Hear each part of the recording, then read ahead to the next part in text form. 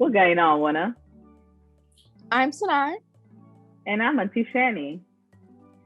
Welcome to Growing Up Gooding. Today, we will be talking about Guyana with some special guests. Sanai, did you know that Guyana is actually in South America? No, I didn't, Auntie. It's the only country in South America with English as its official language. And that's because Guyana was once a British colony, like many of the Caribbean islands, and that's part of the reason they share the Caribbean culture. But let's hear from some experts. Auntie Liz, Auntie D, may you introduce yourself? Hello, Sanai. I've been watching your other interviews and I'm really impressed. Well done. So now a bit about me. I was born in British Guyana, so that means I was born before May 26, 1966, when Guyana gained its independence from Great Britain. I subsequently migrated to the United States as an adolescent, continued my studies, and have been working and living in New York ever since. Now, my husband and I are the proud parents of 3 adult children and grandparents of 5, 2 boys and 3 girls, ranging in ages from 6 to 15. Hi, Sanai. I am Denise. I was born in Guyana. So after the Guyana received its independence. Fun fact, my dad was actually an independence baby. He was born on May 26th, exact year that Guyana received its independence. So fun fact about Guyana's independence. For years he received checks from the government, none of which I have yet to receive any inheritance from, but we'll deal with that another time. I was born in Guyana on September 26, 1987. I lived there for about a year and a half, and then I moved actually to Venezuela. So my origins are colorful. Moved back to Guyana around 6.5, and then migrated to America when I was 8, almost 9, just right before my 9th birthday. But I do visit back home. It's still my home, even though I've lived in America now over 20 years. I visit home every year, sometimes multiple times a year, and my mom still resides in Guyana with my stepdad, and they come to visit on a regular basis, and I visit them, of course. But yeah, I love Guyana. Anybody who knows me knows I go very hard for my country. My little gem in South America are the only little English-speaking place in South America, but that's just a little blurb about me. Nice. In honor of our Guyana episode, it's not Guyana Gold, but I made sure to be decked out in gold. Wow. Okay, I'm coming up short. I have my flag. You do have your flag. I was like, oh, I need a flag. I saw your flag in the back. Well, thank you both for being here to tell us about wonderful Guyana. We did a flag episode a while back where we focused on the 13 independent island countries of the Caribbean. And since Guyana isn't an island, we didn't cover them. Would you be so kind as to give us the rundown? I noticed that omission. I can't say it was an omission. Those were the islands, and you are not an island, but very much a part of the Caribbean. So can you give a rundown now? Sure. So what is the capital of Guyana? So the capital of Guyana is Georgetown, where you'll probably hear most people say they're from. Okay. And what is the motto? So the motto of Guyana is one people, one nation, one destiny. The Europeans brought the Africans as slaves to work on the plantations.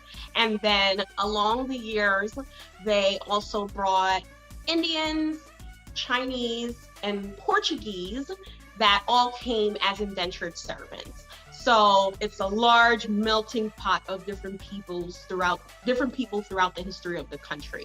The major groups of descendants from the original people are Indians and Africans and the indigenous Amerindians. Awesome. Can you tell me about your flags? So So our flag is, I like to say it's a triangle of colors, because you find that it's several, as you can see in the back of Liz's background, it's several colors that all represent different things in kind of the shape of a triangle throughout the flag for the most part. So the green represents agriculture and the forest. I think many people may know that South America houses the largest rainforest in the world. So that's kind of where it stems from. If you ever go into what we call the interiors, you'll find that we have a large, expansive, agricultural and rainforest land. The gold, or the yellow, some people may say, but it's gold, represents the country's mineral wealth. So Guyana is very rich in mineral properties. So for instance, we're probably not the most popular tourist destination historically because we don't have traditional beaches per se, but we do have a lot of mineral water. So you'll find that our creeks are either black water or red water creeks. So that's because of the mineral properties under the water. Then there's the red, which speaks to the zeal of the nation's building. The black borders the flag predicting the people's endurance. And then the white symbolizes the natural water potential of the country, because we are the land of many waters. A little birdie told me that it's Guyana's independence. That's right. Guyana attained its independence on May 26, 1966, as was previously mentioned, and it became a republic on February 23rd, 1970. Even that so, we're still a member of the Commonwealth. The country was formerly known as British Guyana, but after independence, it was renamed Guyana, which is an Amerindian word meaning land of many waters, as Denise mentioned earlier. I kind of want to ask, so that the people know, what are the many waters? Okay, the many waters just means that there are a number of rivers and creeks and streams. So it's a land of many waters. As a matter of fact, the coastland is below sea level. We also have the largest single drop waterfall in the world. So that just speaks to our many waters. There's the Essequibo River that flows through Guyana as well. So it's endless. The water is not something we suffer from a shortage of. So, how do people in Guyana celebrate independence? What are some traditions to this holiday? Okay, thank you for asking that question. Now, as I mentioned earlier, Independence is on May 26th, and it's a national holiday. All schools, government offices, and most businesses are closed. There's a flag raising ceremony. The president of the country gives a public address, and there are many performances and concerts to celebrate the day. You will find that Guyanese all over the world celebrate our independence on that day. In 2011, I looked on the internet today, and I saw in 2011, there were approximately 208,000 Guyanese living in the United States. 140,000 were said to be living right here in New York City. There's an area in Queens, New York, that's called Little Guyana. As a matter of fact, this Saturday, May 29th, between 10 and noon, there'll be a celebration of the Little Guyana Avenue co-naming ceremony held there on Lefferts Boulevard. So Guyana, once again, is on the map. The other thing I like to mention, because for those who know me, know I'm a big carnivalista. Chantel, you know. I do. This is my setting family. We carnival together. So of recent, there's actually been for the last 4 or 5 years now, there's been carnival also around the Independence holiday. So there's a week of like activities leading up to a road parade with costumes and things like that. It's very similar to in the vein of Trinidad Carnival, Barbados Crop Over. So that's something of recent that they've been doing as well to kind of probably not only celebrate the holiday, but drum up some tourism as well. Right. I just want to mention also Mashramani. That's another big celebration in Guyana. And that's usually in February, but that's not Independence, but that's another big celebration. So what is MASH?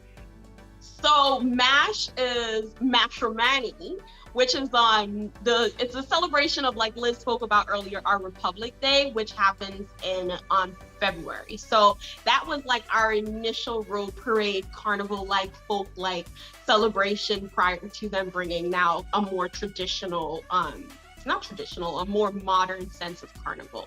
So that's what we had, and it's a celebration of like all the people. So you'll find there are costumes that are very representative of all the different nations. So you'll have Asian dragon costumes, and you'll have Indian costumes. It's a melting pot.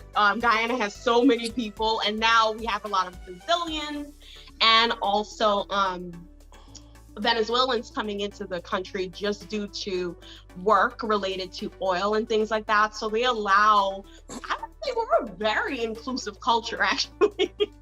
What's more than 10 of you come into the country, we're like, yay! We're all nice. So they allow all the different people to kind of like show a representation of like, their origins during that parade. But it's really the celebration of Republic Day. That's very cool. Right. And last year when I was there, it was around MASH time. And they also have different organizations and businesses that put on these parades.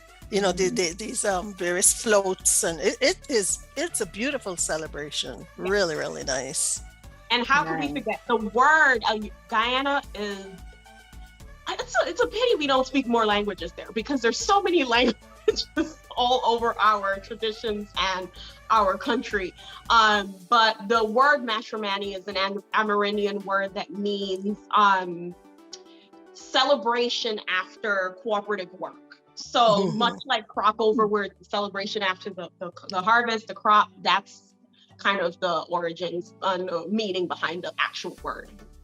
Nice. Thank you for that. So Sanai asked me a couple weeks ago if we could make pepperpot. I told her that is really Bajans make it, other countries make it, but Guyanese are known for pepperpot. Do you guys make that for Independence? I don't. I make it at Christmas time. Traditionally, that's a Christmas celebration, but you can eat pepperpot at any time during the year. But growing up, it was a big thing at Christmas. Yeah, it's still traditionally like the Christmas dish, but like Liz said, so if you feel for pepperpot and you can find, now the most important, there are a lot of pepperpot fakes you do not have. So pepperpot, the key ingredient is something we call casrip or casric, depending on how who is pronouncing it. But it's a preservative that the Amerindians make, and it's made out of cassava, right, Liz? That's correct. The cassava plant, and that is what gives it flavor and preserves the meat. That's the key component to the dish, and because it's still being made by the Amerindians in the forests of Guyana, it's coveted. Do you know how when you go to Barbados, there are certain things that you're like, I have to leave with this in my suitcase? Hazrip is one of those things that everyone wants to get their hands on. People will try to make it with burnt sugar, but that really is the key ingredient that gives it that flavor. So the question then is, when can we get some from one of you or both? Well, the next time I go home, I will certainly bring some back. But there's a place here in Brooklyn that sells casserie. Yeah. Ah. Oh, yeah, you Okay, can get so- it here. We're making it here. We'll import it all the way. All right, so then you guys got to come back for a pepper pot tutorial episode. A Christmas episode. Yeah, Yeah. definitely.